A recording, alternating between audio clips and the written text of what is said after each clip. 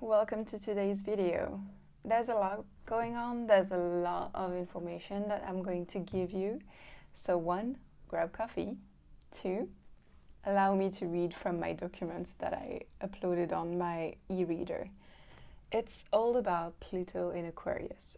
There's going to be astrological facts, there's going to be the channeling that I'm weaving in between astrology, and then there's going to be visualization of what this could be and what the collective could benefit from having Pluto in Aquarius once more. So Pluto was discovered on the 18th of February 1930, and it's very interesting that Pluto, who is supposed to lead and be the ruler of the Scorpionic energy, was actually discovered in Aquarius season when the sun was in Aquarius, very, very close to Pisces. Like the shift goes from the 18th to the 19th. And that's quite recent, right? 1930. So it's the first time that we are aware of having Pluto in Aquarius, because before Pluto was there, but we didn't know of this planet. We hadn't discovered it.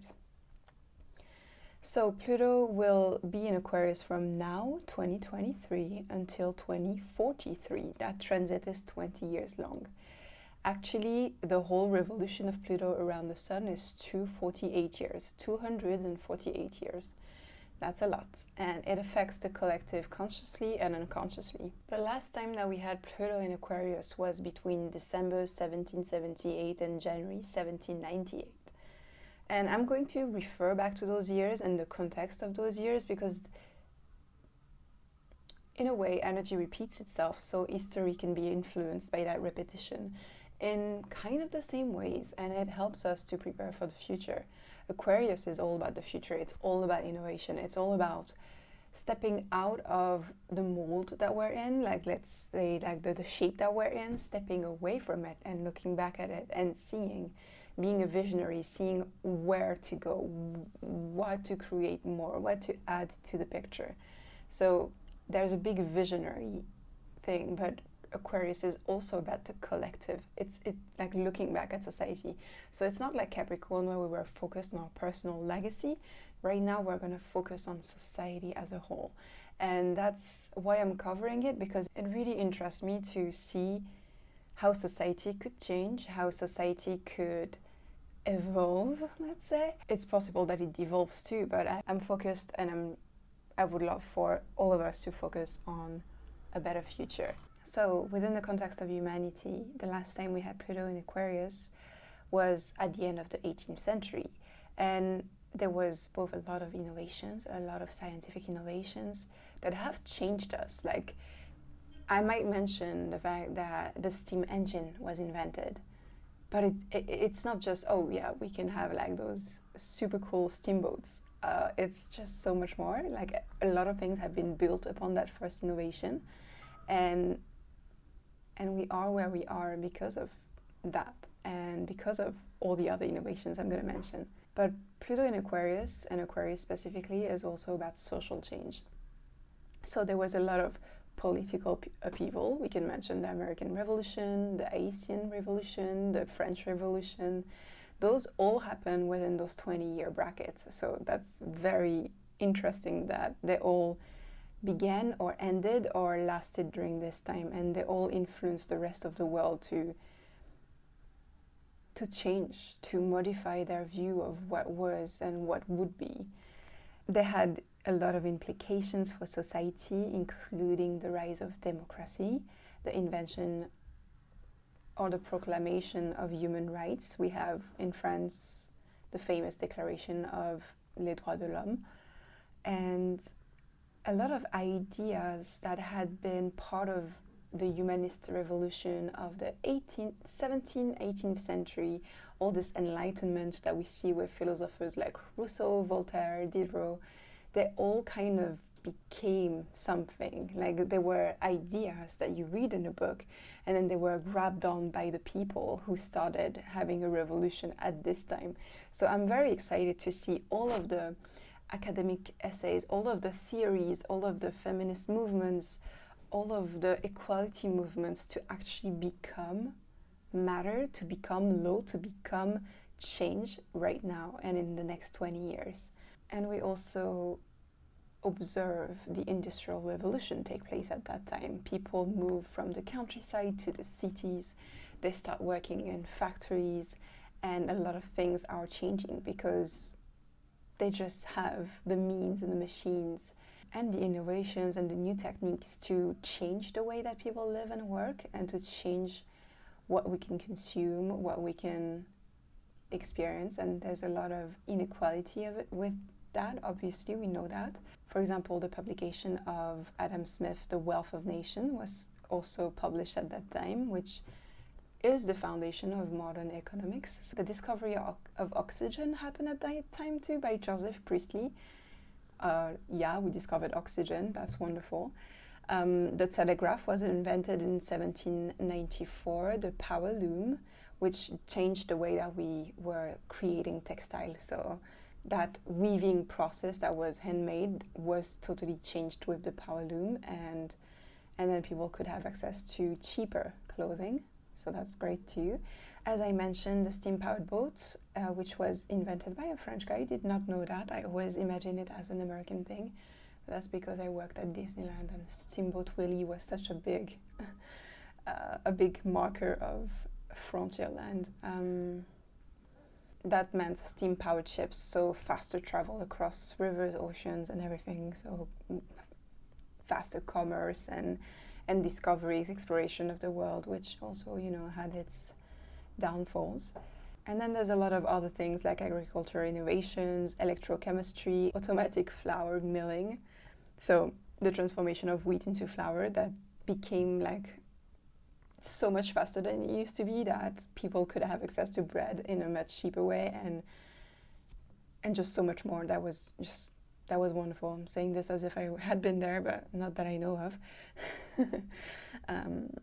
Smallpox vaccination was invented in 1796, which really just transformed the way this disease was scoring for the land. So that's really important. That was smallpox. Whenever you read any historical book or any fiction tale that takes place in the past, smallpox is just really something that people are scared of all the time. Like the minute it becomes a little bit humid or a little bit hot or a little bit too cold, just that comes and it decimates families. And I'm glad for Edward Jenner, who developed the vaccine, the invention of canals. So they devised how to create and construct canals, which changed the way transportation and commerce was happening within cities. We have a lot of canals in Paris. And now I really want to talk about science, because that's impressive. The fact that it happened within Pluto and Aquarius makes me eager to see what's going to happen, because sometimes there's a lot of fear-mongering when you read astrological tales, and it really feels like, oh my god, it's the end of the world, the fact that now we have AI and gene editing. But when you read what actually has been created, it really has helped us. Like everything that I just mentioned, it has changed us. Most of us are alive right now because of those inventions and innovations and advancements. So the theory of evolution was brought about by Lamarck in 1794. So he's the one who devised the fact that species were evolving from one another, which was before the theory of natural selection by Darwin. So that came from Lamarck. If you want to see a little bit more about Lamarck and the location where he worked, I have a vlog where I went there in France, in the Jardin des Plantes, in the Museum of Natural History. As I mentioned, the discovery of oxygen, the study of electricity and magnetism, which really changed the way just the world was understanding the planet that we live on. Like, what? Electricity? Woo! We know that Benjamin Franklin had a few experiments with a kite, but that was before Pluto and Aquarius. But then that kind of got cemented into the study by Michael Faraday. But that really got cemented at that time in Pluto and Aquarius. Also, the gas lighting, that was invented in 1792. So cities starting to be lit by something else than fire at night. So it's a whole new way to light streets and buildings before the understanding of electricity that makes you able to use it. And it's so much more safer than candles and oil lamps. So gas was literally discovered and manipulated at that time. In astronomy, in 1781, Uranus, the planet Uranus, was discovered by William Herschel. So I'm starting the video with Pluto, but actually during the Pluto and Aquarius transits, the planet Uranus was discovered. So that's kind of interesting. And yeah, just a lot of different intellectual thoughts and science discoveries and technical innovations were invented at that time. And something that is 2 years after the Pluto in Aquarius transit, but it's still like super important because I've been hinting at this a lot, is that Alessandro Volta invented the galvanic cell in 1800, and that was the first device that could produce like a steady electrical current. Before, we could witness it, we could experiment with it, but we couldn't have it, we couldn't manipulate it, we couldn't channel it, and now it was there. It was happening 2 years later. And then later on, batteries were invented and other electrical devices, all the way to Edison and Tesla for the light bulb. So we can think of what is this transit doing for us right now. The collective is going to be consciously and unconsciously aimed towards change, and it's going to experiment. So there are things that are going to be great when we look back into it, and there are other things that might be complicated with how we deal with our sense of humanity. Aquarius is usually kind of centered around the alien, kind of what is outside of our bones, of our human body and understanding and everything that's been going on now. So this might really just change a lot, and some people might be comfortable with it, some not, and some things might be very detrimental to the human species, and others might be very helpful. So whether we're talking about an implant that we put in the brain and totally changes the way that we understand our emotions and our memories, our humanity and the people around us, and make us act like soldiers that have no empathy and are able to, kill 30 people all at once without doubting their capacity at all. We don't know. It might be AI that really helps us to create new jobs that are based on our passion and our interest because the other jobs have been fulfilled by AI, or to actually find a way to address and speak about difficult topics that we don't see ourselves talk with other people by actually going to Chet GPT and talking about those things and having an exchange that helps us put words into motion and deliver yourself from the fears that you might have had. I don't know. It really depends on your intentions. So the intentional aspect of Pluto in Aquarius it's fundamental. I think that because we just had Saturn in Aquarius, we really laid foundations for that transit of Pluto in Aquarius. So I'm not very worried. There's a lot of fear-mongering that happens with, gene editing, and there's going to be a lot of conspiracy theories, just like we saw when COVID happened. But we'll see. Like, I do believe a lot of us have a moral compass, and that as a majority we have a moral compass, but obviously sometimes it just takes one person to really destroy the life of thousands of millions of people. So we'll always have insecurity and have that anxiety about the future. So yes, what we see is quantum computing, gene editing, VR, space exploration, different human societal constructs, more green energy, new economical systems, just like blockchain and crypto. So that's a lot of things that we can see happen when we're kind of testing and tasting the trends of what's getting innovated, what's getting funding a lot lately for innovations. I want to talk more about consciousness. So for me, it's a time where we're going to focus on the future human being. And it will start from the individual point to the collective point.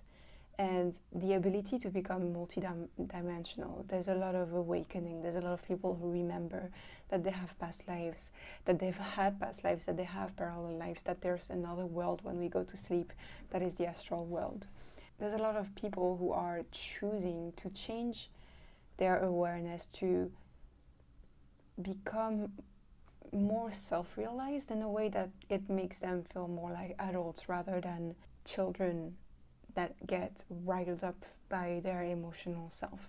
So when we talk about meditation, reiki healing, gratitude and a lot of those different yogic practices and conscious awareness practices and meditations, we always want to understand that we become master of ourselves, which doesn't mean that you're repressing yourself and becoming a stoic person, because that repressing yourself really hurts in the long run. But we're talking about someone who is aware and conscious and able to stay centered at all times and not be diverted by the ego or by the different illusions that are being created within the society or the internet or anything else that exists, whether it's matter or not. So I would really encourage you to read a little bit from the Gene Key system. I would really recommend you reading through those gates that make up the Aquarius realm. So Gene Key 60, 41, 19, 30, 49, and 13. They're very interesting. You're going to see all the shadows and then understand the gift and the cities of all those. And also, I really recommend reading the New Revelations by Neil Donald Walsh.